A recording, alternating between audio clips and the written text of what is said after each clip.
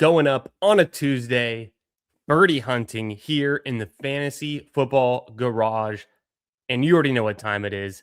Tonight, we're drafting best ball teams. We've got the PGA 2026 Majors Only Contest on Underdog the Albatross. It's a $15 entry, 30,000 entrants, 400K in prizes, and a grand prize of $50,000 to first. We're going to be drafting the Albatross, getting right into it. We're going to be talking the ADP trends, the OWGR changes from last week since our last show. You know we do PGA Best Ball and PGA Fantasy every Tuesday night here, so make sure you're subscribed to the channel. I've got a goal to hit 1,000 subs. We're getting very close. Please help me do it. Support the channel. Doesn't cost you a thing. Smash that like button while you're here. Jump into the chat and say what's up. So our schedule tonight, we're going to do some research for the Albatross. We're going to draft the Albatross. We're going to talk about the brand new contest that Underdog dropped. Another PGA Majors Only contest. It's kind of like a puppy, analogous to like a puppy for NFL Best Ball. It's the Good Open, and it's got a very interesting advanced structure. So we're going to jump into that. It's a smaller contest. It just opened today. We've got about 2.5 weeks to go before the Masters. So we're going to fill this thing quickly. We've got some Underdog Opens. That's the weekly Battle Royales on Underdog. We're going to draft some of those tonight. Preview the Texas Children's Houston Open, which I'm going to be going on Sunday. So I'm very excited. I had a good time there last year. I went on Friday. I followed Rory's group with Sung J M and Wyndham Clark. I followed Scotty's group and watched his entire back nine performance on Friday last year. Incredible. A lot of rain, though. Looks like the forecast is pretty good this year. I'm pumped for it. I'm going Sunday. Scotty's not going to be there. Scotty was a surprise WD today. Shout out to him. He's expecting his second child. So you hate to see it. Wish Scotty was there in Houston for us, but we will wish him the best and we'll continue on. So don't forget to adjust your rankings for your late swaps. I had an Underdog Open draft where I had the 101. I had Scotty. I drafted it yesterday. I'm going to be late swapping that to who knows, but we'll see. So I set my ranking specific to the late swap. So on tonight's show, we're drafting. We are prepping and researching for the Majors Only contest. We've got just under a month to go for the Masters. It's almost April. We're almost there. I can hear the music now. I can see the clubhouse. I can see the first tee box at Augusta. And then we're also going to prep for the Houston Open, talk one and dones, which picks I've already made, which other picks I'm considering, and all that good stuff. Without further ado, let's get right into it. I'm going to pull this up here. And if you become a channel member today, you get access to my data models, my sheet that I've built, which not only tracks the ADP, it tracks the changes, the data golf ranking changes, the OWGR changes, the qualification changes week to week for all of the players. I have the tournament histories for the last 5 years, which you can see here for all the players. And this is a live spreadsheet. I update this every single week.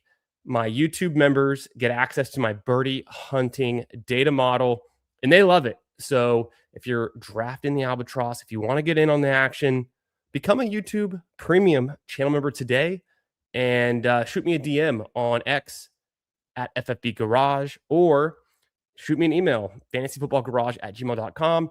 Find me on Discord, Chris_the Candyman. I'll get you access to the data model. We'll get you hooked up. We'll get you drafting like a pro. All right, as we always do, we look at the groupings of players by qualifications. So what I'm going to do is I'm going to go ahead and grab all of the players who are qualified for all 4 events. So that's going to be the 1.3s. That means guaranteed to be in 1 and currently on track to be in 3. The 2.2s, the 3.1s, and the 4.0s. And it's no surprise. These are the heavy hitters, the guys who are getting drafted in the top.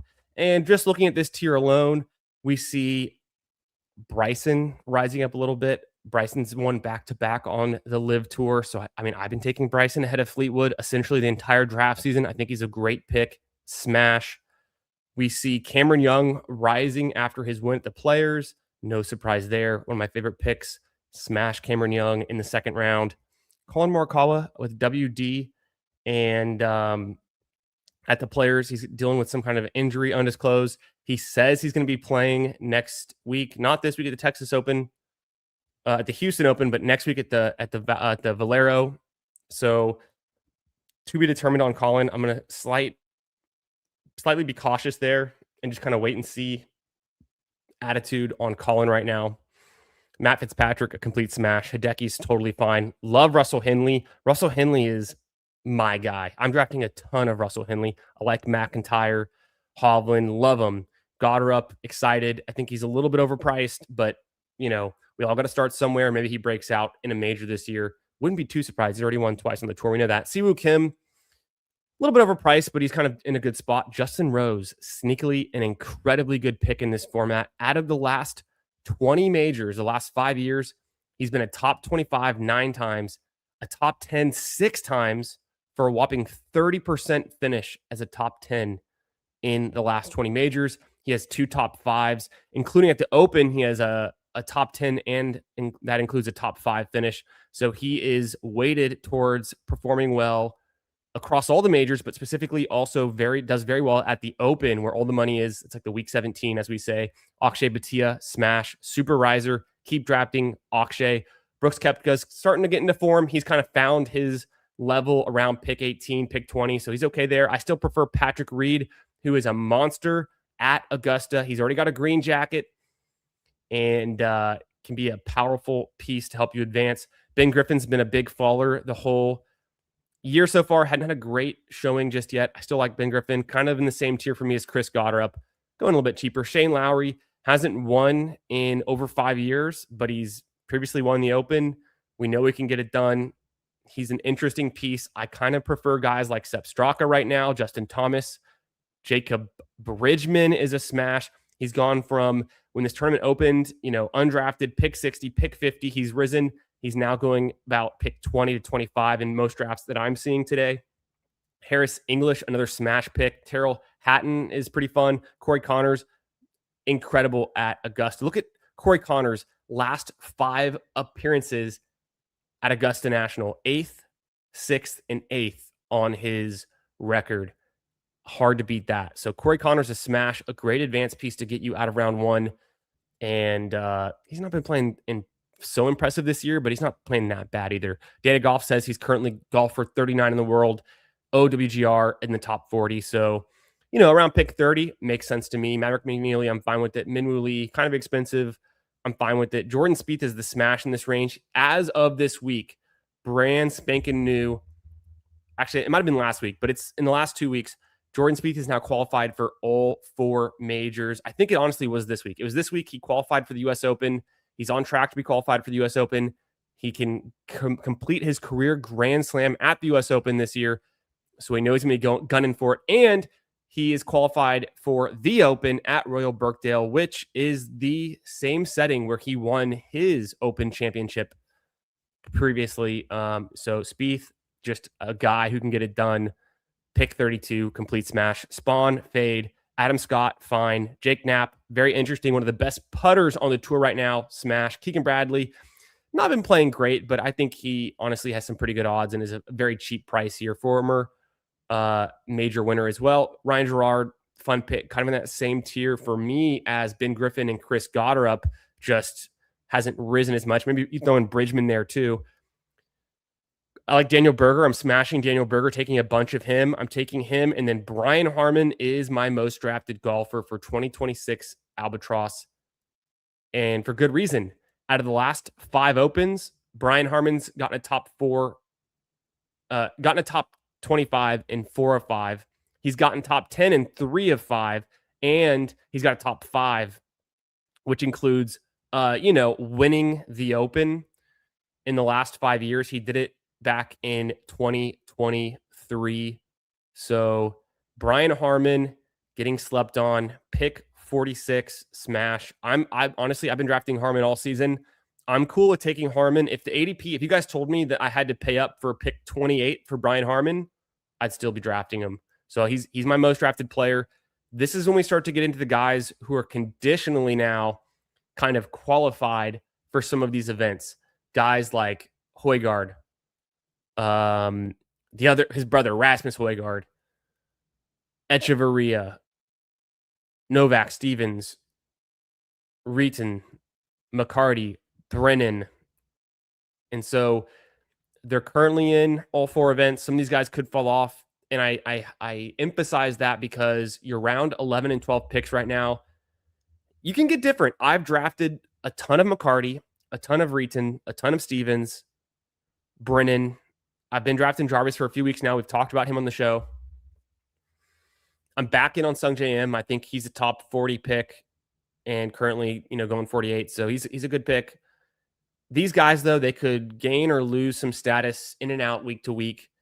I think they're fine picks. I do want to vary my exposures in my last 2 rounds. And so we're going to look at the next list of guys who are qualified for 3 events. There's some of these guys who I still think are very powerful pieces who are currently qualified for 3 events, could be on track to make it to the 4th by the time we get into major season. So you just never know. And even if they only play 3, they could have a better finish in 3 events than some of those guys do in 4. I mean, imagine you draft, let's just throw out a name, a guy like Matt McCarty, and he's qualified for all 4 right now. By the time the majors roll around, he loses qualification for one of the events, falls out of OWGR. Maybe he's not playing well. Maybe he gets cut in every single major he plays, and he only plays in 3 of them. There's guys like Haotong Lee, who finished 4th at the Open last year and has been playing in majors for the last decade. And he's only on track to be qualified for 3 of the majors right now. Maybe he gets into the 4th. Maybe he finishes top 10 in one event, top 25 in another, and that pays off more than a guy who gets cut at 4 events. So that's just something as we get closer to this tournament closing and filling, I'm being conscious about varying up my last round picks. We're going to focus in on some of those guys who I think are the best late round picks in the Albatross right now. So these are going to be guys who are currently qualified for 3 events. All right. So top of the list, guy that I mentioned, guy that I've been drafting a bunch of, I want to get even more of, Haotong Lee. He's been playing all right. He hasn't been playing great. He hadn't had a great appearance on the PGA Tour this season. Recently, he's been okay. But like I said, he's currently he's guaranteed to be at the Masters. He is on track to be in the PGA. I mean, who isn't? The PGA is going to be a huge field. He's not on track to get into the US Open at the moment, but he could rise and get into the top 60 of the OWGR. He's currently at 78, so he's not far off. By the time the US Open starts, he only has to be in the top 60 either in May or right before the US Open. He is guaranteed to be at the Open, so that has value in itself. He finished 4th there last year. He's been competing in majors since 2017. He's been a pro for over a decade. So Haotong Lee plays a lot on the DP World Tour, playing on the PGA Tour this year. I think he's a good pick. He's in 3 out of the 4 events as of now. Max Grazerman, another great pick, easily could qualify. Just like I mentioned with Haotong Lee, Max Grazerman's 58th in the world right now. He is currently not qualified for the Open. He'd have to be in the top 50 to get there. So there's some risk he doesn't play in the Open, which would hurt, but he can help get you there. He had a decent showing last year at his majors. 23rd at Oakmont for the US Open. 33rd at Quail Hollow. I got my Quail Hollow hat right behind me. And 32nd at Augusta National. So not so bad, not too impressive, but he's a guy that I think is a good pick still, qualified for 3 events. Michael Kim, he's had a tough go. He doesn't traditionally play great at the majors, so I'm not really drafting Michael Kim. Rasmus Niergaard Peterson had been qualified for 4 events, now only qualified for 3. He lost qualification to the US Open recently with his change in his OWGR from 58, 58, 63, 65, 66. So he's been falling out a little bit. He could easily continue to requalify. I have still been drafting Rasmus Niergaard Peterson on the 12th round of my teams because when it comes down to him or guys like Tom McKibben, who's on the Live Tour, guys who have never been good in a major like Sami Valimaki, who I've drafted some of, but not as interested. Johnny Kiefer, the rookie on the PGA Tour, hasn't really shown us a good finish in a while. Jaden Trey Shaper, just kind of a guy you can go after, but at risk to lose even more qualifications. And a guy who's not currently qualified for the Masters. That's a big negative against him. Here's another name I want to point out, Laurie Cantor, one of my scroll down picks last year in the Albatross when it was a 10-round contest, and I was still drafting Laurie Cantor. He's a DP World Tour guy. He's currently, I want to say, just, been so-so to start the year, but he is not currently in the Masters. He's on track to beat the PGA. He is qualified for the US Open, and he's qualified for the Open, where he has 2 top 25 finishes out of the last 3 years. So he's kind of a back-weighted production guy. He did get cut at the Open last year, so my whole process didn't quite pay off with drafting him there in the Albatross last season, but I think it's, good process, bad result. Let's draft some Laurie Cantor, more than none. If you're not excited about the guys I've already mentioned on this list above here, or you have too much exposure to some of these guys, toss in a Laurie Cantor team. See what that does for you. Same thing with kind of like Adrian Sadier. I don't think he's the worst pick either. He just didn't have the exact quality tournament history that a Laurie Cantor does, but kind of a similar pick. We know Adrian Sadier, the Frenchman. Elvis Smiley's an interesting pick as well. I skipped a few other names here like Phil and Tiger. Patrick Harrington, not really drafting those guys. Mason Howell, the amateur. I don't have a lot of confidence that an amateur can do well in these majors, so I'm not really drafting him, even though he's qualified for 3 of the events. Before we draft this Albatross, I'm going to jump in. Let me jump into one, and then we'll finish. And while this thing fills, we'll talk about the guys who are qualified for 2 events. We're waiting on 2 more to fill out this Albatross. If this goes quickly, we might also draft a good Open tonight, a $5 tournament. It released today on Underdog. Pretty exciting. So now the guys who are qualified for 2 events, these are the riskier picks. Some of them could pay off. Some of them could be interesting. Let's go ahead and pull these guys up. And let's say what up to y'all in the chat. How we doing tonight? Good to see my man Jeff T. Boom, he's in here.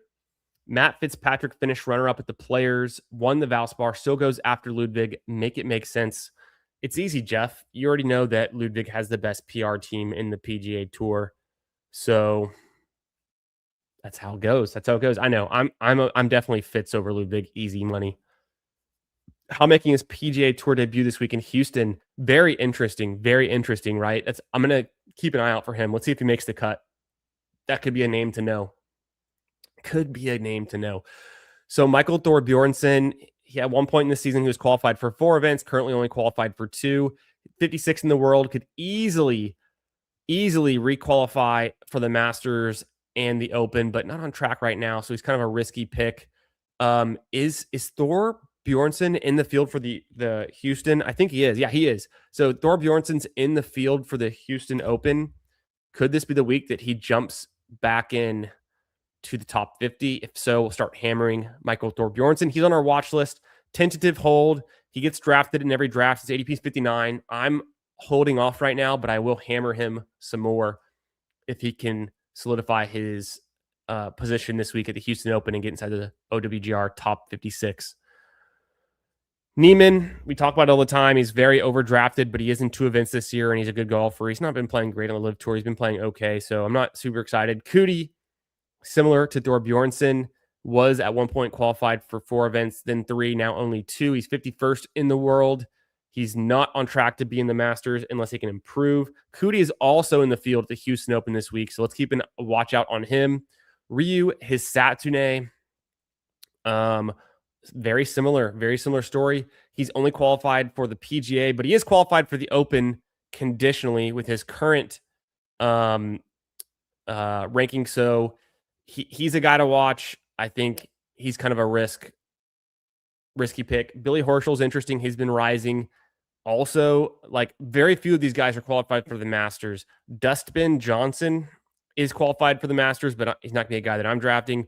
Carlos Ortiz and Aldrich Potgieter are both qualified for the Masters. Those are kind of interesting scroll down names. Aldrich is also qualified for the PGA. Ortiz for the US Open after finishing tied for 4th there last year. So neither of those guys are qualified for the Open, which makes them kind of an interesting pick to get you there, but not helpful when it comes down to it. And they'd have to really improve the rest of the season to get into the Open. And I don't see it being very likely. So I because Horschel's already qualified for the Open, he's risky because he's not in the Masters, but he gets to play the PGA. He'll get to play the Open. It could be worse. Other guys on the list, no one really stands out to me at the moment. Let me know if there's any guys on this list that you're excited about for your scroll down picks. That kind of covers it. That kind of covers our updates this week. Like I said, become a YouTube channel member today. Get access to my birdie hunting data model. Give you the ADP trends, the data golf ranking trends, the OWGR, and the qualifications for the majors. I also have the tracking of the last 5 years tournament histories. You can see who is performing well in the majors and which majors, who's performing well at the Open consistently, which guys do you need to win the Albatross. So that's what we're getting into with the data model. I'm still waiting on one more to fill this Albatross. And we might as well jump into a little bit of the preview for the Texas Children's Houston Open, played at Memorial Park Golf Course, my home course. That's the golf course that I play at, that I go to the driving range, even though it's under renovations right now. I haven't been able to use the driving range for like 3 months. Pretty big bummer. But I go putt and chip there. Obviously, I won't be able to practice there this week, but I am planning to go to the tournament on Sunday, so I'm pretty psyched. Had a lot of fun there last year. Yo, what's up, Byron? How we doing, my friend? Good to see you. Byron was streaming, and he's always putting out content. This guy's a machine, but he was streaming earlier tonight on the Mayo Media Network. You can also find him on Back Nine Bets on his YouTube channel. Check out Byron's work, and he'll get you ready for your DFS, your bets, anything. His tournament preps, always impressive. The amount of research, detail, and data analysis he puts together. Big fan of his work. Friend of the channel, great guy. Make sure you're subscribed there if you're not already. Highly recommend. Mason House still in high school. Crazy. Pretty wild. Yo, what's up, Jamie? How we doing, man? Good to see you. Thanks for being here. Blunt is live watching his draft, so I'll hop back. Love it. Love it. Yeah. I know Adam's live right now, too. He's drafting some best ball, some NFL with Bindles. Shout out to my guys. Thor Bjornsson needs a strong finish, and he knows it. I think he needs a top 10 to get inside the top 50. Not certain, though. That sounds about right. I mean, I'm sure there's some sources on Twitter and out there in the golf Twitter universe that can let us know what Thor Bjornsson needs to do to get back qualified for the Masters in time. Fingers crossed. Let's just hope he does well. Yo, how we doing, Putt Daddy? Good to see you, my friend. Thanks for being here. Hope you're having a great week. Happy Tuesday night, everyone. And it's the week of the Houston Open, so we're feeling good. Dietrich is playing great golf on the Live. Yes, yeah, Dietrich, former winner of the Waste Management Phoenix Open in 2025. He converts to the Live Tour before the start of this season. Yeah, Dietrich was on that list. Let's go ahead and pop open Dietrich. He's currently qualified, I want to say, for 2 of those majors, right? He's qualified for the PGA and the US Open. This is Dietrich's data golf page. He's 5th on the Live Tour, and he's been playing pretty decently. He's playing actually pretty well right now based on his trend, gaining a lot of strokes on the field. Runner-up at Hong Kong, T15 Singapore, tied for 3rd in South Africa. He's got a nice little major tournament history here. So for Dietrich, he's got a T4 at the PGA Championship 2 years ago, a couple top 15s and a top 25 at the US Open last year. So this is a guy to watch out for. 57 in OWGR right now. Dietrich's squarely on the watch list. It's going to be tough for him to qualify for the Masters. Almost certainly won't do it, but he should be able to play potentially at the PGA. I think he can get into the US Open, but he has to stay in the top 60 of the OWGR, or I think there's a Live exemption, but right now it's just he's not the highest Live golfer, in the rankings, and probably doesn't have a great chance of getting there. So, and on the DP World Tour, he's not even close. He's 54th on the DP World Tour, so he's not going to be in like Casey Jarvis or Jaden Trey Shapier, or maybe even Andy Sullivan could sneak in, but on the watch list for sure. Dietrich. All right, we're in this one. The draft is starting, and we're gonna get into it. I'm drafting out of the one spot. I'm on the clock here. Easy money. This is an albatross draft. We're going Scotty Scheffler with the first pick. You love to see it. Incredible stuff. How we doing, everyone? Happy Tuesday night. Who you guys picking for your one and dones right now for the Houston Open? Let me know. I have plugged in a who did I pick? I picked a Steven Jaeger. Yeah, I went there. Pretty good course history here. Obviously won it 2 years ago. I picked a I think I picked I have to double check. I think I picked a Ryan Gerard. Did I pick Ryan Gerard this week? And man, I'm scratching my head. Who did I pick for my other one? I'll have to check. I feel like I can't remember at the moment. I'm kind of like trying to think through who did I pick for my one and dones this week? I've also drafted a few underdog opens so far. Guys that I'm hammering: Sung J M, Alejandro Tosti, Stephen Jaeger. I've drafted some just guys who have good finishes so far here. And we're going to look at the Rick Rungood data model, the Sims. We'll look at the 10,000 simulations for the Houston Open and see what the Sims say. Spoiler alert, they're pretty in on Sam Burns this week now that Scotty Scheffler is out of the field. So that's a very interesting development.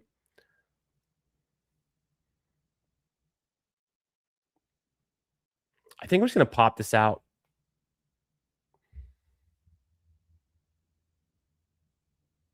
I think I like this view better.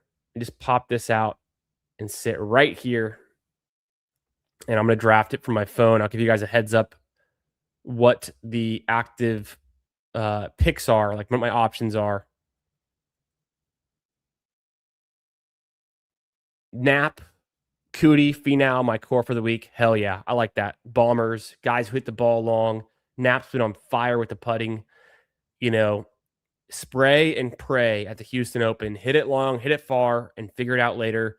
It's really hard to get close to these greens. There's some difficult work around the greens and approaching the greens here. I'm going to go Henley.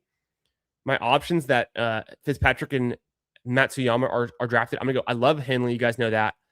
I'm going to go Henley here and then just McIntyre. It's Henley, McIntyre, kind of drafting right with ADP. I'm considering Hovland. I'm considering Goddard or even Rose. I'll be fine. I'm going to go Scheffler, Henley, McIntyre to start this bad boy out. I'm getting to the point where I need to start being conscious and aware of my different stacks throughout like the first 3 or 4 rounds, especially the Scotty Scheffler ones, as every Scotty Scheffler team you draft is essentially a golden bullet. You know, you're only expected to get him once out of 6 drafts. And the odds that a Scotty Scheffler team wins the Albatross, I would say, is probably about 50%. So, or higher. So he alone, every time you draft the Scotty Scheffler team, you're only going to get so many of those teams. You got to make it count, and you want to distribute some of the picks, have some variation in your picks, not just have the exact same Scotty Scheffler core builds. So if you have like 4 Scotty Scheffler teams that go Russell Henley, and out of those 4, 2 or 3 of them have McIntyre, I would say to start getting different, pulling some guys up like Batia, Rose, Reed, Hovland is kind of already usually there. So I need to do that. That's one exercise I really need to do in the next week as we get closer and closer, so that my last couple drafts give me some different team builds that I don't have or haven't accessed yet. I'm pretty adamant that that is a worthwhile exercise, something I want to be doing. Damn, I almost thought Justin Rose would come back around. He goes pick 22, smash. I love Justin Rose. Anywhere pick 15 on. And all the guys that went around here, I don't dislike them either, but I just like Rose is great for this format. Majors only. Coming up next, I could do like Ben Griffin, Shane Lowry. I'm going to go, if he's there, I'm going to go Justin Thomas, and then I'll bring in Jacob Bridgman If one of those guys is gone, and they're both there, so I'm gonna go JT and Bridgman over Lowry and Burns. Been hammering Bridgman. Bridgman's my one of my favorite picks in this range. And I've got a bunch of Bridgman teams where he's my pick 50, pick 60, but it doesn't matter. If he's the guy you need, it's not going to matter what ADP you get him at. So don't be afraid to chase him up the board. That's your signal that he's a really good draft pick. The fact that he's risen that much. We have no idea what day, what month you're going to have to draft in to access the board that is the right combination to grant you access to advancing through all three legs and then winning or placing in the top 10 at the open to take home a lot of money in this tournament. So you just want to be drafting consistently throughout the tournament, following the ADP. Don't be afraid to chase players up the board. When players start to fall, when you get injury news, that's when you really put the brakes on and wait for more information. Always draft with the newest information available, and don't be afraid to chase a player up just because you used to be able to get them at pick 50 or 60. Okay. This draft is fast and furious right now. I've found that a lot of guys end up in the good open end up being on autopilot, so those drafts go really fast. We're at pick 6 here out of 12 coming up.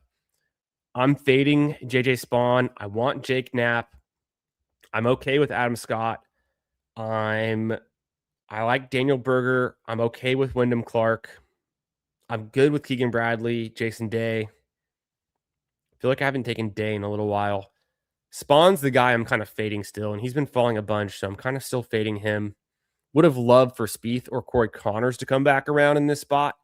Didn't expect it. Adam Scott goes. I'm going to go Jake Knapp, and then I'm going to take Daniel Berger.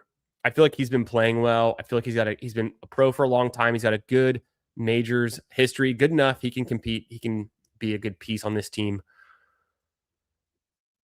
Hey, shout out to Chris, CB, New York Jets fan. How we doing, brother? Good to see you. Hope you're doing well. Thanks for being here. Shout out to the Jets. Geno Smith bringing back Brees Hall. Let's see what they can do in the draft coming up next month. Pretty stoked for that draft coming up, NFL draft. Thanks for being here, Chris. Always good to see you, my friend. Hope you're doing well. Appreciate the support. One and never done, Ludwig. Well, you could always play him at the Masters and hope he wins it or something. Ludwig before Bryson is hilariously inaccurate. Yeah, I have to agree to that. So in this draft, we see Bryson go at the 8, which is insane to me. Bryson's easily a top 5 pick. So that's okay. That's all right. These rooms, the ADPs don't really matter. We kind of get different things happen, but it is pretty crazy there. I will say that. You're not wrong, Jeff. I didn't call it out because I'm more focused on my picks, but I am keeping an eye out on the board. That's probably the most egregious pick so far, I would say, other than letting Justin Rose fall. Don't underestimate Rom. Yeah, I love Rom. And Rom Bryson is insanely strong. Yeah, I would say, if you can get some teams with both of them, that'd be really strong. But yeah, I know what you're saying. So here, I'm going to go with, it's by ADP, it's Brian Harmon, who I draft a ton of. Sung J M, I'm also in on. He's looking perfectly back to form, should be good. Can play very well at Augusta. If one of those guys are gone, I might pull up Marco Pinge. I could do Aaron Rye. I don't mind Rasmus Højgaard. He's guaranteed to be at the Masters and the Open. So Harmon goes. Bummer, dude. I'll take some Sung J M. I'm making up for lost time. And then I think I am going to pull up Marco Pinge. And let's see if we get ahead of it a little bit. Maybe he performs well at the Houston Open this week. Could be a nice setup for him. So I don't mind drafting him in the 9th round. This is where it gets tricky. We'll see what picks are remaining when we come back to our 10, 11, and our 12th round pick, the last pick in the draft. We'll see if we can make use of some of the players we've been tracking, some of the scroll downs that I mentioned. Maybe we'll pick one of those guys, the riskier picks, the guys who aren't guaranteed to be in 4 events. The early Bridgman teams won't have Casey Jarvis, for example, just optimized for the current window. For sure. Yeah, and Casey Jarvis, good shout, good name to keep on the radar. Maybe we'll grab him in the last round if he's still there. People have tuned in, though. They these are sharp rooms. These guys know some golf. I've seen Casey Jarvis getting drafted almost every single draft for the last couple of weeks. But you never know. There's only 6 people in the room, 5 other people. They might just not be fully aware of what's going on. If you guys are watching, make sure you slap that like button, support the stream. Make sure you're subscribed. Crazy. YouTube analytics tells me that 50% of my viewers are not subscribed to my channel. That's wild. If I could double my subscribers by getting everyone just to press that subscribe button and support the channel for free, I'd be well over 1,000 subs. That's my goal. It helps me out. If we hit 1,000 subs, it's a big milestone, and I've got a special thing planned to thank the viewers, to thank the subscribers. So I'm looking forward to that. I talked about it with Adam. I talked about it with PPR Tyler in recent streams. We've got some things cooking to surprise y'all, to say thank you for showing the channel support when we get to 1,000. So this is an interesting spot we're at. Wrighton is there. I might go him. And then I might go Haotong Lee, because we're at the point in the draft. I could just pull up Casey Jarvis too. I might just pull up Casey Jarvis. Let me go Wrighton, and then I am going to pull up Casey Jarvis just because I want to get, like Jeff said, he wasn't getting drafted before last month. So I want to get make sure I have some combinations with him and my teams. And he's going to be qualified for all 4 events, winning twice on the DP World Tour so far this year, back-to-back weeks. The Magical Kenya Open and the South African Open.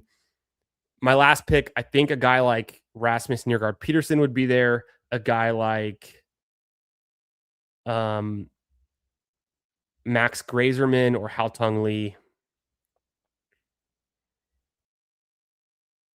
I could even throw in a Billy Horschel, which I don't think I've done that yet. I've maybe done it once or twice. So we'll just see who's available when we get there. Billy Horschel, go. I mean, speak of the devil. Yo, what's up? Hartman, how we doing, brother? Good to see you. The blue Lambo in the chat.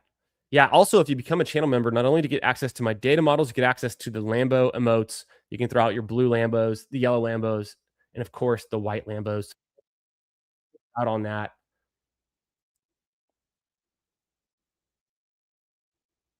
Plenty of fun. Let me get rid of this banner so that we can see the last picks. So Grazerman goes. Brennan goes. I'm getting kind of skeptical of Brennan. I feel like I've overdrafted Brennan on my own team, so I'm starting to pump the brakes there. I've been drafting him recently, but just not stoked on it. I don't know. Grazerman's a good pick. We talked about his Satsune risk. We talked about Haotong Lee. If he was there, I would take him. Thor Bjornsson, we talked about his risk and what a good pick he could be. Jeff says, I'd consider taking Dietrich. Yeah, let's do Dietrich with this one. Gamble on the live exemption. And then we know Dietrich's already qualified for 2 of the events. He could fall out, but we'll scroll down to Dietrich here. Thomas Dietrich. He's in at the PGA and the US Open. Maybe he can get into more events. His OWGR, he's number 57 in the world right now, so he is close. He is close. I don't know. Let's go back and look at Dietrich.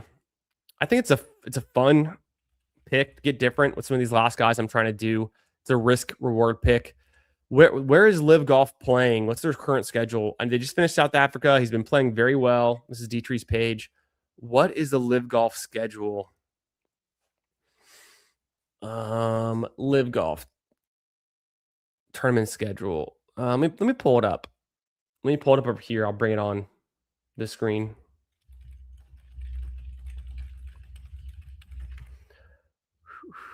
Because I'm curious if he can get access to the Masters. They're playing in their next events in Mexico the week after the Masters. So no, but he's also playing on the DP World Tour. Let's go look at the DP World Tour schedule.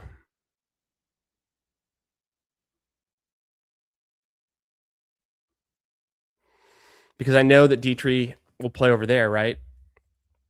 Almost certainly. We just wrapped up the Hanian Classic. This week is the Hero Indian Open. And then it's the Masters.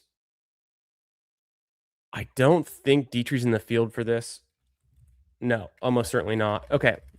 So Dietrich's not going to be in at the Masters, but that's totally fine.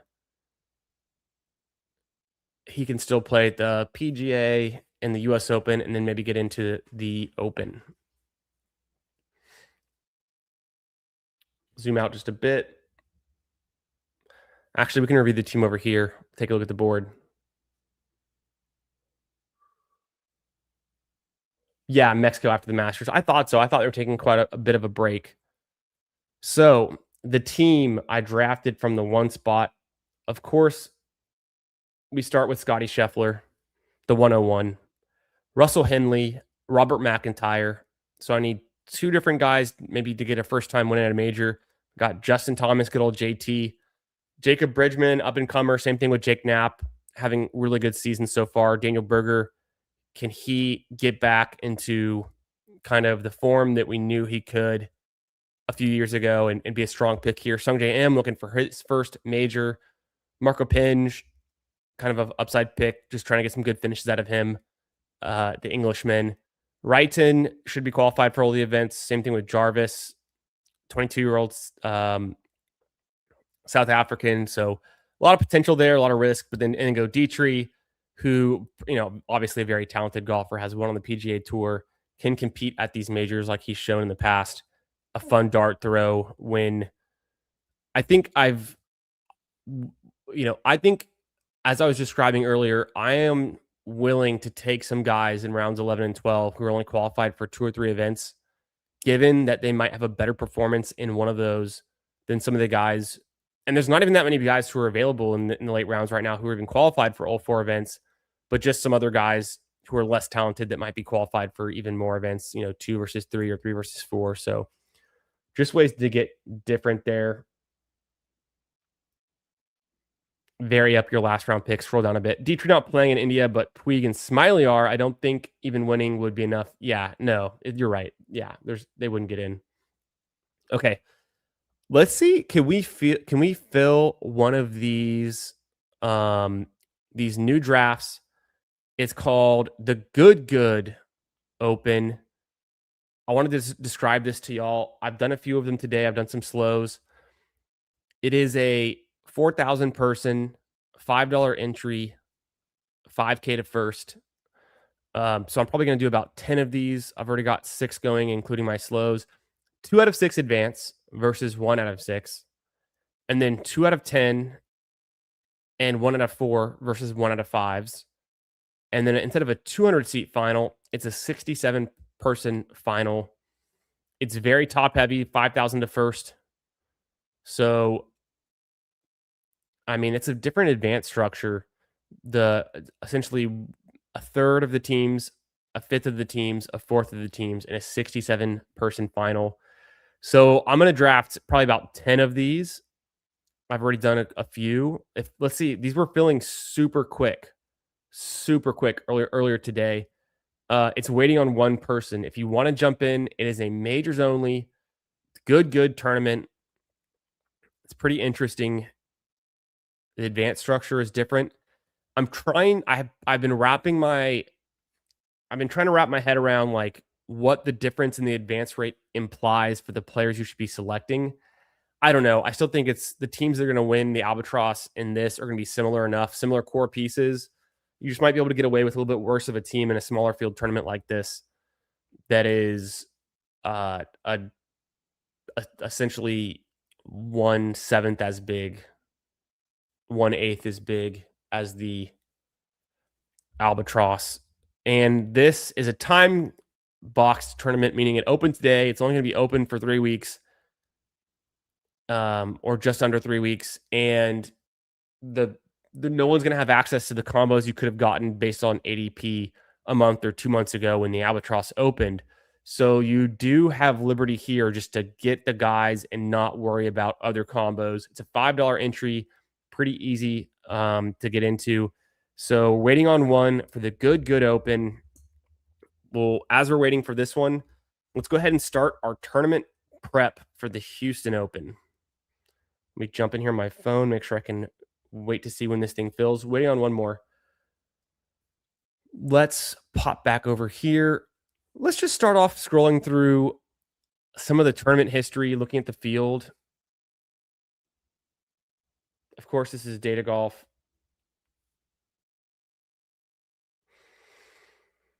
Ricky Fowler's in the field. I saw him there last year. I've got actually pictures of Fowler on my phone that I took. Not too impressive. He's got some good tournament history about a decade ago. Let's move on. Sam Burns is a top favorite this week in betting odds and in the sim. Little spoiler alert there. So I think he's a good pick for one and dones. I think there's an interesting course for him. A guy that can hit the ball far, a guy that putts well. So he's interesting. He WD'd 3 years ago, hasn't played the last two. Minwoo Lee, first time playing it, won it last year. People are going to be chasing that. I don't think he's a bad pick here. Jake, and he's currently the top ADP pick in the Underdog Open drafts. Jake Knapp, yeah, I think this could be a good spot for him. Jake Knapp, he was there last year, got 27th. I have a picture of him in my camera roll as well, which is pretty funny. Ben Griffin played here last year, got 18th. I think this could be a good bounce back spot for Ben Griffin. He could be a guy to watch here to get his season started in the right direction. Harris English, always a contender. He's a good pick, solid pick. Shane Lowry, I don't know, man. Hadn't played in a while, maybe.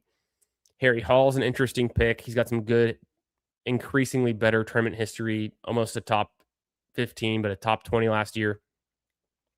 Adam Scott's in the field.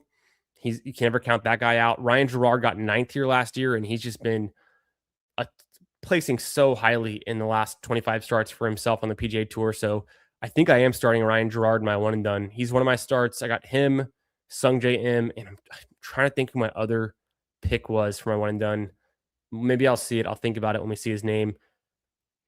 People talk about Kashmir Keith Mitchell having a good tournament history here, being a guy you might want to start. He's got 2 top 25s in his last 3 starts, and his best finish at T6 back here in 2018, which actually was a different golf course, same tournament. So take that with a grain of salt. Taylor Pendrith got 5th here last year. Respectable. He could be a pick. He's not been playing that well this year. We need Thor Bjornsson to do well. He could make something of himself to get into the, finishing very highly here, getting the Masters. Sam Stevens, top 18 last year. Alex Smalley, I've seen him as a pick in some of these DFS lineups and some head-to-head bets. I think he's interesting. Grazerman, I also like. He was top 10 here 2 years ago.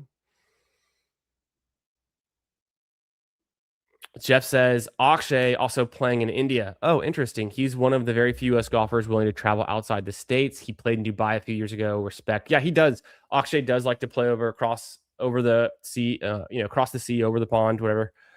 Across the pond is what I'm trying to say. He does play in Dubai.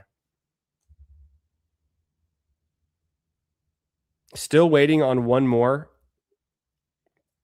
for this good open draft. Let's keep prepping for the Houston Open. Aaron Rai, surprisingly good tournament history here. Did get cut last year, but he's a very interesting pick.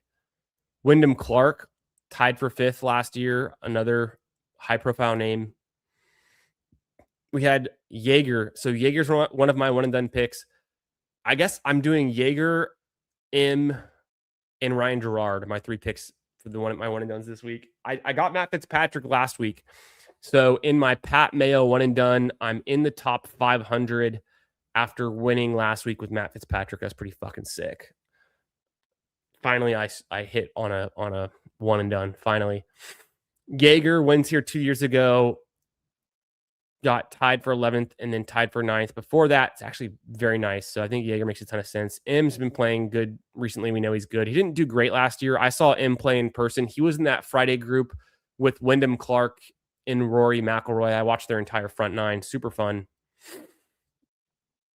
Otherwise, Mackenzie Hughes has a great tournament history here. He's kind of an interesting name. Billy Horschel pops a little bit. Gary Woodland definitely pops here. Good tournament history. And then a bunch of guys, except for Alejandro Tosti. I will shout out 2 top 5 finishes the last 2 years. A guy who can hit it far. And hey, if his putter gets hot, he might be a guy you want. We are in here. This is a good open. It's like a puppy version of the Albatross. We've got me in the 5 spot. Shout out to Okay, Coolers in the 1. I do a lot of drafts with Buster Boys and J Hart 83 as well. I see them a lot in these Albatross drafts and other things. Good luck. Here we go. After we wrap up this majors only season long best ball draft, we're going to get into the Underdog Open and some of these weekly battle royales. Hope you guys are having a great Tuesday night. Let me know, who are you starting in your one and dones? Who are you picking in your DFS lineups or your head to head bets? Who do you like here at the Houston Open? And who do you want me to get a picture with on Sunday? Who's going to make the cut? Who's going to be taking pictures in the winner circle or on the 18th, off the 18th green? I went last year. I had a lot of good posted up spots. I posted up on the second hole, the par 3, which was really fun. There's another par 3 that's a kind of like a stadium hole. It's all wrapped around with stadium seats. I forget which hole exactly that is. It's like, I don't know. Let's just say it's hole 8 or something, but it's one of those other par 3s. It's kind of short. They have to cross a little creek in the air. Really fun hole to watch. So I like that spot. Boom. I go Bryson here. We just saw Bryson go at pick 8 in the last draft, but I'm Bryson over Fleetwood. Yeah, Cam Young goes. This is where I pull up Matt Fitzpatrick over Ludwig. And then the concern with Colin Morikawa right now, because he WD'd the last time we saw him play, but he's hoping to come back at the Valero, and hopefully we get some good signals there, but slight pump the brakes. I already have a ton of exposure to Colin Morikawa. I was drafting and hammering him all off season or all draft season when he was picked 20 and so I don't have to feel like I need more Colin exposure. I'm going to pump the brakes until we get good injury news from him.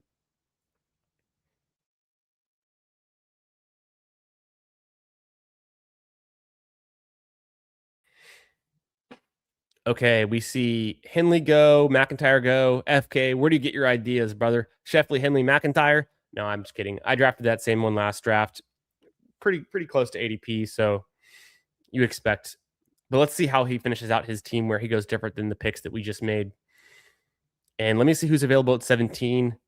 Who would I like here? I like Akshay. I like Justin Rose. I love Hovland. Okay, Hovland goes. I don't know how I could pass up on Hovland at 17.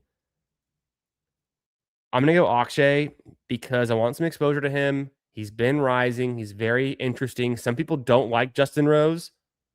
Enough said. Boom. Justin Rose pick 20. Smash. Incredible pick. I love getting Patrick Reed around there. I don't mind Brooks Koepka in this range. I haven't been selecting Koepka for a while now. So I'm definitely fading Koepka, but I mean, the dude's a 5-time major winner. You know, can get it done, especially at a U.S. Open.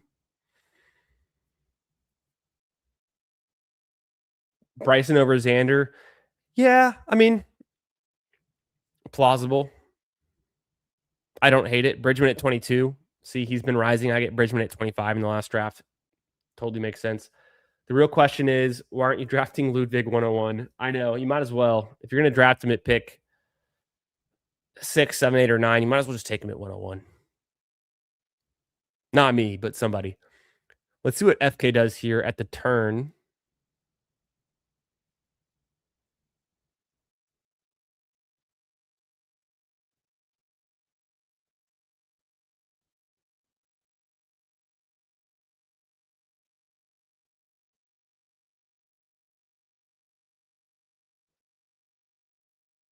Let's see. Cantlay, Sam Burns. Solid picks.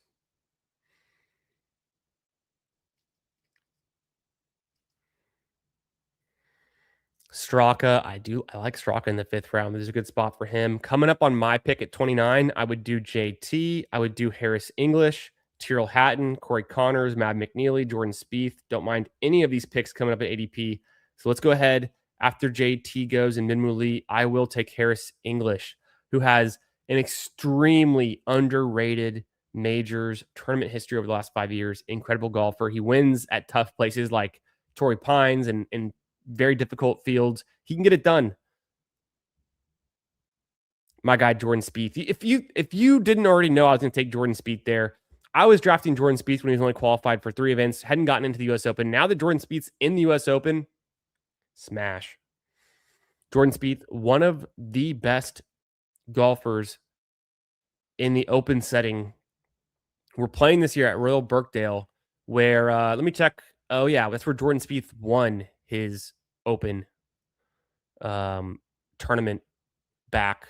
What was that? 2019. So 6 years ago. 2019. Does that sound right? Or was it was 2017? Wasn't it? It was 2017. Jordan Spieth won the Open in 2017. It was 2017. Yeah, yeah, and it was Royal Birkdale, Royal Birkdale Golf Course. Spieth. Oh, Hao Tung Lee in third. Ever heard of him? That's why he's one of my also a pick that I really like here. Alex Noren actually getting sixth here. Another name to keep an eye on. Brooks Koepka got sixth. Interesting stuff. So Hideki at 14th. Some names you recognize.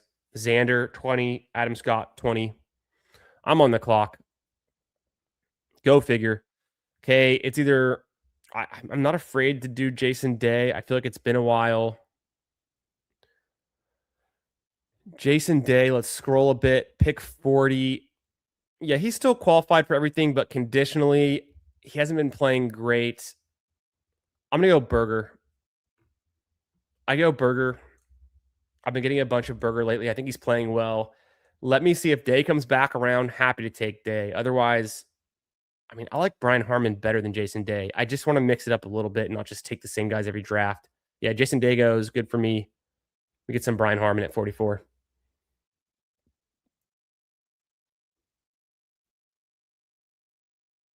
Sung JM, nice pick there. That's the problem with you data guys. You don't see Ludwig's takeover incoming.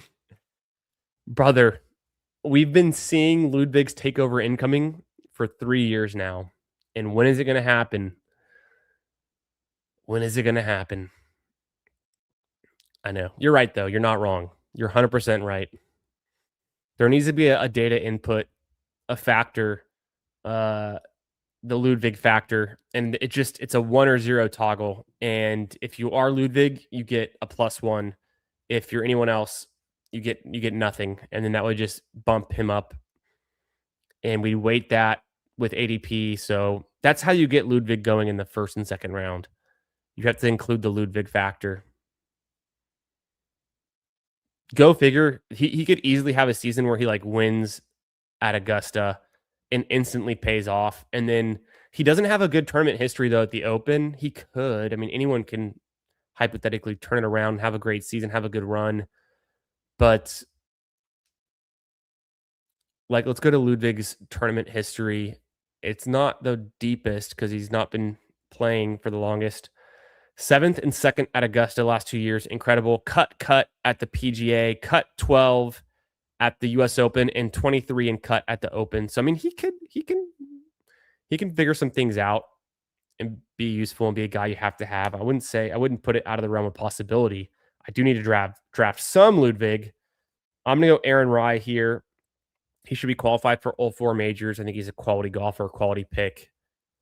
Anytime you get an Englishman who can perform decently at the Open, that doesn't hurt. This is maybe a controversial pick, very conservative, but I go Andrew Novak here because he's very likely to be playing in all of the majors and can be just fine. I think he can get it done. He can compete. He can be all right in the 10th round. Pretty conservative pick there. Definitely low risk, but probably low reward, I would say. Yeah, I just got to watch Ludwig highlights instead. He is a highlight reel. One of the most pure swings, one of the best strokes, people say. He could win the Masters, and he might. You can also win the Masters and necessarily or sorry, not necessarily be the golfer you had to draft to win this tournament. Um, the year that Scotty Scheffler won the Masters 2 years ago, you had to have Xander Schauffele to win this thing, and they both went in the first round. You could not. There was zero teams drafted who had Xander and Scotty Scheffler. So have 2 years ago drafting Scotty Scheffler meant you could not win. There was just no combination to get it done. You had to have Xander.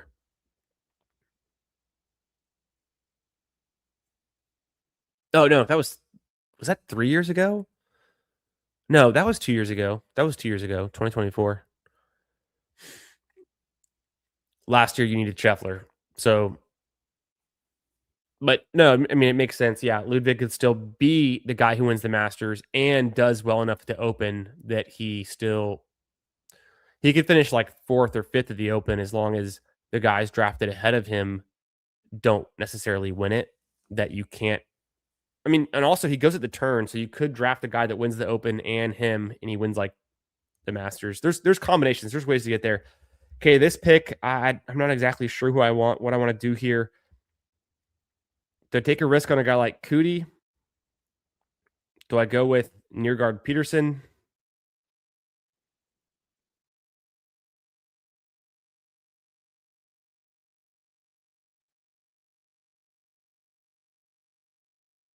I'm trying to figure out what I want to do.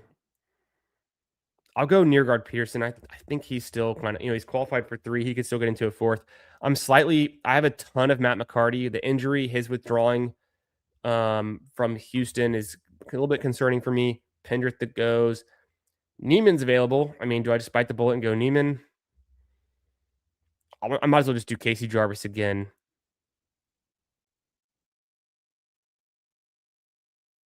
I'll go Casey Jarvis there just to get some shots on goal. Even if he gets cut at all four majors, I don't think he's a bad pick the way that he should be able to play at all of them. But this is, going forward, I'm going to do my research on my combinations, my exposures. And for the last maybe 2.5, 3 weeks of drafting the Albatross and the Good Open, these majors only best ball for PGA season long, I am going to get different. I'm going to start drafting guys who are the higher risk, high reward picks in the last rounds. Not necessarily Tony Finau, not a guy who like isn't even qualified for a single major, but guys who might have to play in like Cootie or Thor Bjornsson, guys who might be in two events like Horschel that could just have a lot of success at one or two events and be worth it, or like Neiman in the last round. So I don't think those are terrible picks.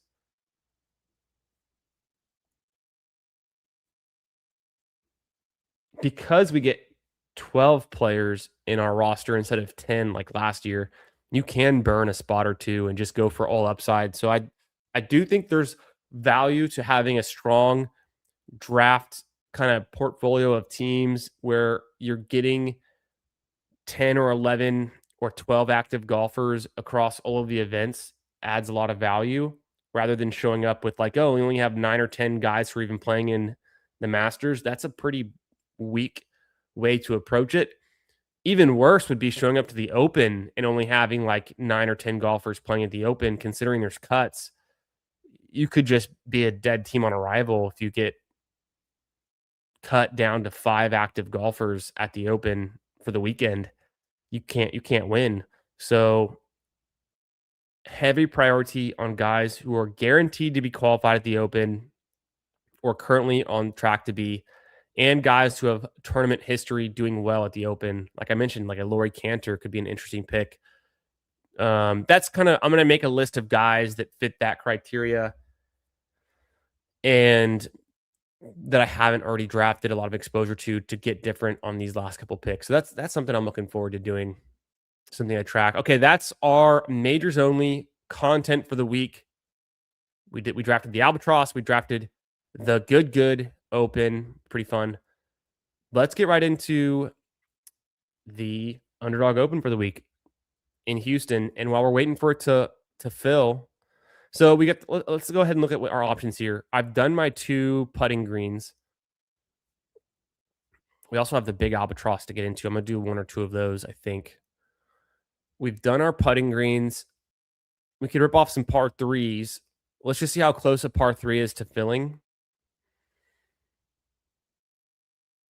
Waiting on one more. Perfect. So let's look at the sims. We'll go to the tournament predictor from Rick Rungood. We're going to look at the 10,000 simulations um, of the Houston Open. Where should I be? Should I be up here? Is that better?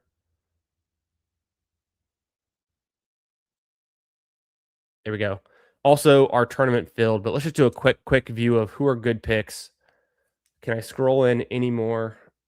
Can I zoom in? No, it doesn't like that. Oh well.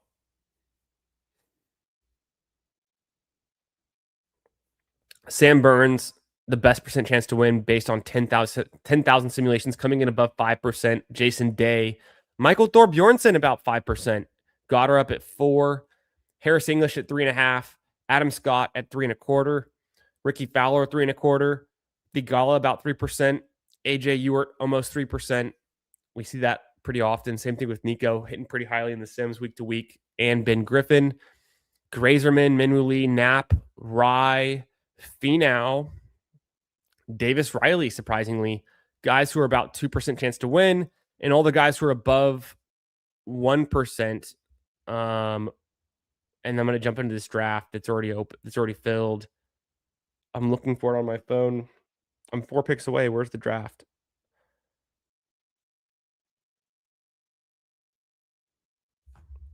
Got to refresh. There it is. 2 picks away. Guys who are above 1% chance to win: Vegas, M, Jaeger, Higo, Mitchell, Cootie, Hall, Pendrith, Kitayama, Grillo, Clark, Gerard, Lowry, Poston. So let me jump over here. ADP says Thorbjornsen. The Sims agree. I didn't see Brooks Koepka in that list. That was kind of interesting. Let's see if we can get Thorbjornsen and Sam Burns. Let's see what Omega does here. We got Car Park in the 4 spot. If we don't pull off Sam Burns, we're going to want to go either Day or Goddard. I think Goddard's already gone, or English. Where was Brooks? Brooks is so far down here. Did I already miss him? There's no way he's this far down. Marco Penge is pretty far down.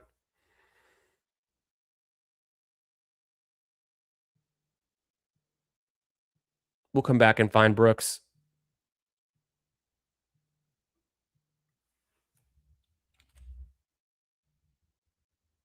I'll take Gerard. It looks like Day is super late ADP, so I should be able to get him later.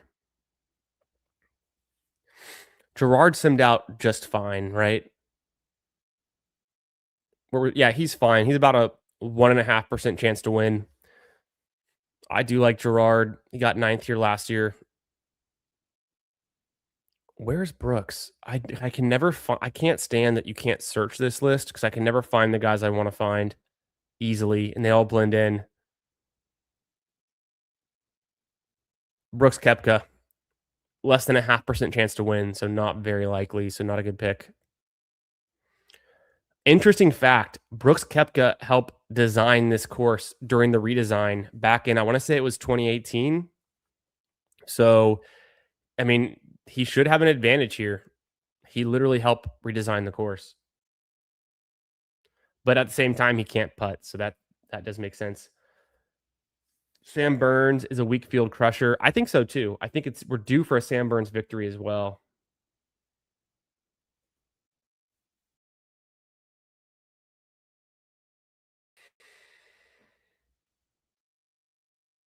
I think I tried to search it with Control F, and for some reason it wouldn't pop up. But I will try that with my next picks. For my next, we will try that. We will definitely try that. Harris English is good. Jaeger's good. Let's go back to make sure we found them. I don't know where either of those guys popped up, but we know they have good course history. They're just not simming that impressively. Jaeger's above 1%, so I feel good there. A scroll down pick. We could do Grazerman, Ben Griffin, Etch, Thigala, Fowler. Wyndham Clark was not a bad pick. Let's start with Ben Griffin, and then go to Jason Day next, I think. I'm gonna search for let's control it. Try Control F here. Yeah, for some reason the Control F doesn't work inside the module here, which is pretty interesting. Kind of a bummer. Goddard, where did he go? Goddard went in the first round, right? He goes pick 4. Who else were we considering? Fowler and Thigala are gone. Castillo has been, I think, getting drafted super high for what I would expect for him, given he won the Puerto Rico Open and then was decent. Has been decent since then. Harry Hall drafted. I like him. I like Clark. We know Woodland's a good pick. Toasty's a good pick. I have 3 picks left. I think this is where I just go ahead and take Harris English. If I just double check our sim real quick. Yeah, English is way up there. I'm going to grab English because I don't think he comes back around, but I'm almost certain I'll be able to get Jason Day with the last pick if somebody else doesn't know any better, considering his ADP is so far down there. I would hate to have pushed Jason Day this far, though, and not get him, but at the same time, I feel like this is kind of a similar tier here, and Harris English, I think, is better, but the Sims say Jason Day. Let me pop this thing out. We can zoom in a bit on the board. Kashmir Keith Mitchell going. Sudarshan Yelamaraju, pick 23. Could be a good course fit for him, actually.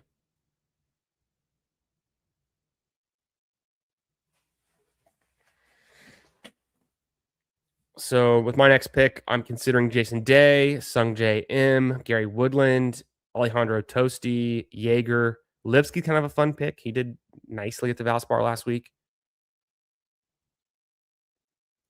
Finau, another guy that could be draftable. Pendrith was good here last year. Hadn't been playing good lately, though. Sweet. I'm going to go Jason Day there. Boom. And then let's just look. Best available player, according to the Sims, would be Ewert or Rye or Finau.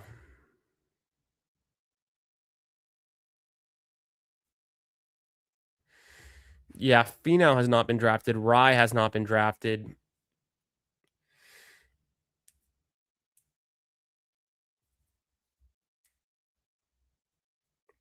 I don't really want to go Finau. I'm going to go Sungjae M. I just have a lot of faith in Sungjae M. I'm drafting him a ton. I drafted him a ton last week, and I'm drafting him a ton this week. He didn't finish very well here last year. He got 60th, but I think he can compete. Let's see it. Let's see it, Sungjae. All right. This was a par 3, $3 entry, 2,000 people in this field. I go Thor Bjornsson, Gerard, Griffin, English, Day, M. Let's get right into another one. And I think I'm gonna, as long as it's close to filling, I'll do another par 3. If it's not very close, I'll check. We're waiting on 2, so it is pretty close to filling. I think we can make this work. Let me just go ahead and check the Underdog Open. Waiting on 1. So whichever one fills first, we'll draft. Waiting on 1 for the Underdog Open. This week, the Underdog Open is a 5,000 person contest with 5,000 to first, 5,600 with 5,000 to first. So it's slightly smaller than it was last week. Okay, I'm going to jump out of the Underdog Open because the par 3 filled.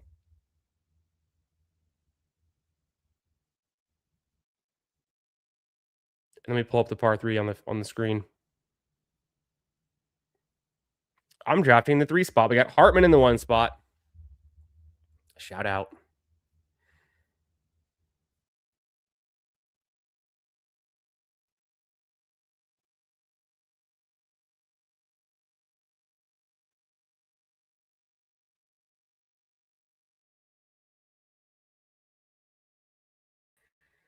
We got Hartman, myself in the 3, Car Park in the 5. This room is pretty badged up. Should be a sharp room. Let's get it. Where does Højgaard, both Nikolai and Rasmus, where do they show up in the sims? They don't sim very well. They're definitely getting overdrafted. Højgaard about a 1% chance to win. That is Nikolai Højgaard. His brother Rasmus is super far down. I didn't even see him.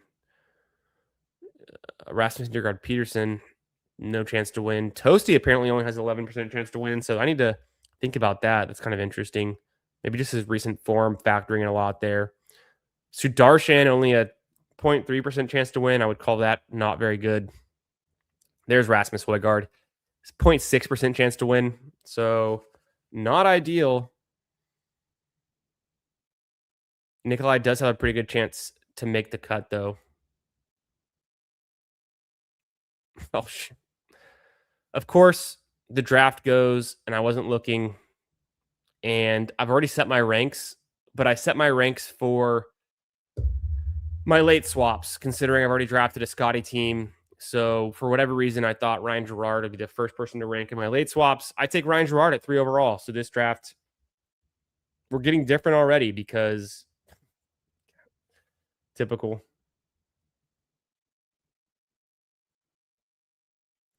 All right, let's see what we can do here, though. $3 draft, no big deal. Fowler. Fowler could be interesting. I'm going to flip back to the Sims. The tournament predictor. Fowler was pretty good. So I could take some Fowler here.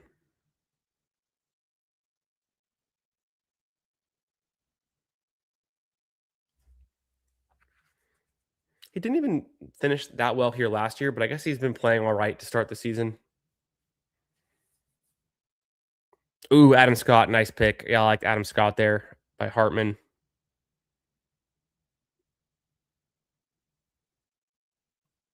I think I'll go Thigala.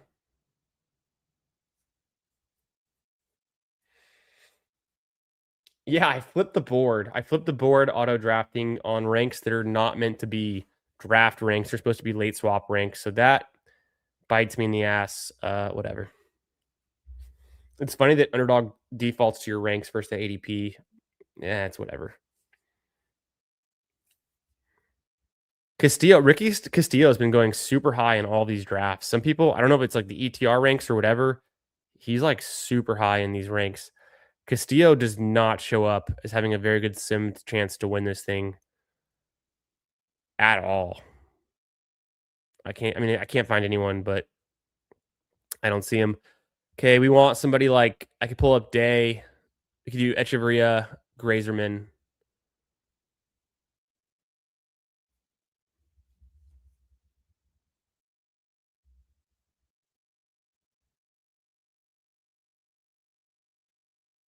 I pulled up Echeverria.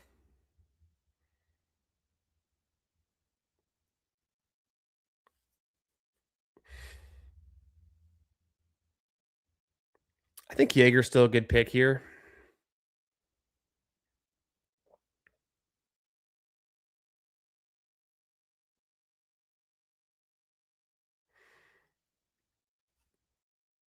I'm going to go ahead and take Day. Grazerman's got a really late ADP, so he could be a nice pick for my last round pick. Either Grazerman or Jaeger. Jaeger should get drafted before here. I already have some Jaeger exposure. He goes to the very next pick. Otherwise, I like Rye. I might pull up Aaron Rye or even Emiliano Grillo.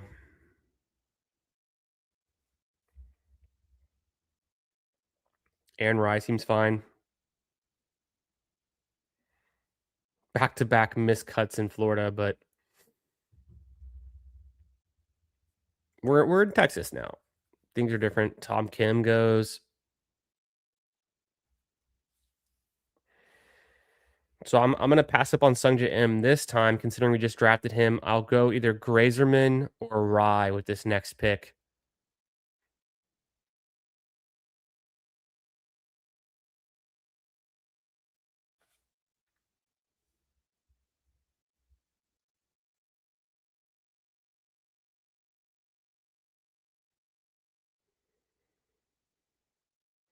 Cool. I'll do Grazerman. Bang. All right, so this team, it's gonna be we're flipping the board. Ryan Gerard, Ricky Fowler, Sahith Theegala, Nico Echevarria, Jason Day, Max Grazerman. Hartman goes Minwoo Lee, last year's winner, the Australian. Adam Scott, another great Australian golfer. Harris English, who is American. Tony Finau, which is a pretty good course fit actually for him. Hao Tung Lee, Aaron Rye. Nice, nice. I got to figure out what's up with everyone's just excited about Castillo based on his recent form and his winning the Puerto Rico, but I don't know how that translates to Houston Open. I guess other than he's just playing decently well, but same thing. Nikolai Hoygaard gets super highly drafted almost every single tournament, every single week. I went and jumped back into that Underdog Open because it filled immediately when I rejoined it. So I'm going to pop this one open. I'm picking from the 4 spot in the Underdog Open.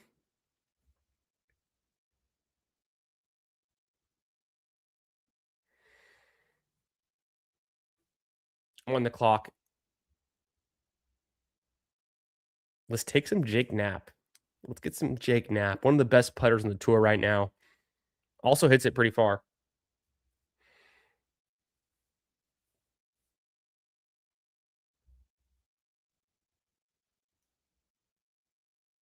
Burns goes.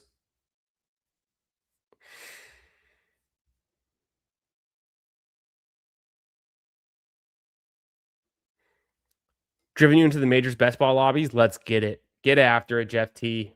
One of us has got to ship this thing this year. We've done too much good work. It's our time. I don't even know who I want in the second round right now. Goddard or English or Scott.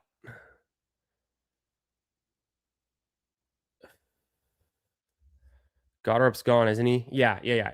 English or Scott. I'm gonna go Scott. Thorbjornsen almost came back around. Bummer.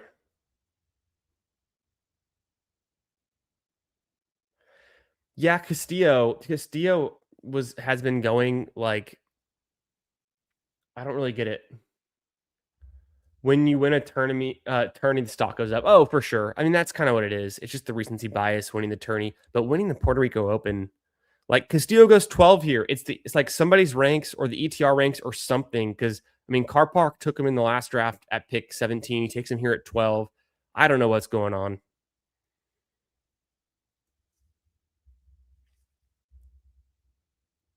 Ben Griffin's kind of fun. I'll star Harris English for my next pick if he comes back around.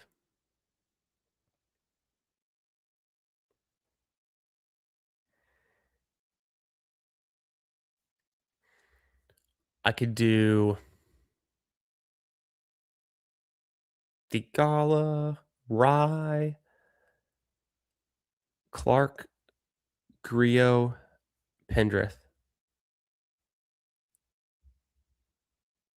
Let's do Theegala.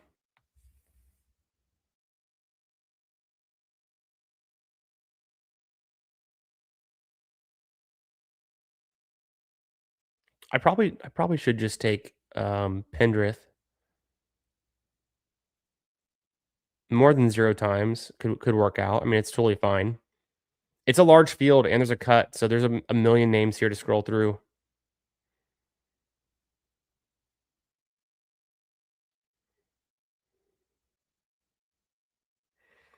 Trust the Sims, which puts me back to my guy Jason Day. Jason Day simming out as the second best golfer this week, almost a 5% chance to win this thing. Seems pretty good. This is a good course fit for Nico Echeverria.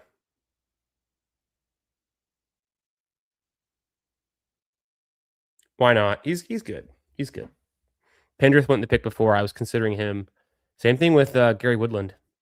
But I think Nico's been playing better than both those guys this year. No, hands down. I mean, Nico got the win at the Cog, so he's in a good enough form. Hey, GM Bendels, what's up, brother? Good to see you. What's cracking? Drafting some weekly PGA battle royales here for the Houston Open on my home turf. The golf tournament is here in town. I mean, it's Tuesday. I might need to.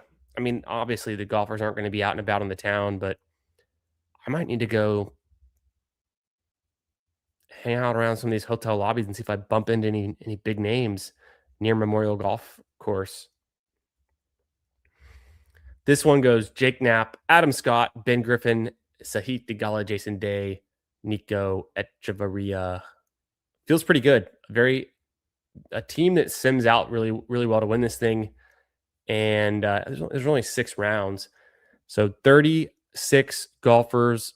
The field is 120-ish. I think this is a good week to scroll down, but it's also a good week just to get some quality guys.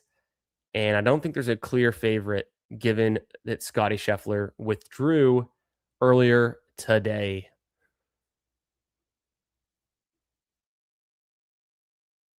Yeah, once Ludwig goes and Ricky goes, but don't forget to draft the Peter Malnati's that can win it for you. Thanks for watching, everyone. Birdie hunting every Tuesday night. PGA Best Ball. We draft the Albatross. We do the weekly battle royales, the Underdog Opens, and we talk one and dones. We talk strategy for the week. We talk season long outlook for the majors. Come get in on the action. Make sure you're subscribed. Slap the like on your way out. And if you're a real one, leave a comment behind. Let me know who you're picking for your one and dones this week for the Houston Open or for the Albatross for the majors only best ball. Let me know who you think is that guy, like the Thomas Dietrichs or maybe even a Max Homa or a Neiman, somebody who's not qualified for all the events but could win or do really well in one of the majors, like a top 10, top 15 finish. Who are you banking on? Who are the scroll downs that we need to know for the Albatross as we get into the last and final month before this thing closes? Thanks for watching. Appreciate y'all being here. Shout out to Cobra. Yeah, scrolling down for Candyman on his home turf. Appreciate you guys. Have a great Tuesday night. I'll catch y'all later this week. Bendels and I are going live for the Ballsy show. And then I'm going live with Meg on Friday on the Fanspeak Network. We're drafting the Albatross over there. So stay tuned for more golf this week. I'll be posting about it on my YouTube channel and on my X account on Twitter. Looking forward to it. Have a great night, everyone. Peace out.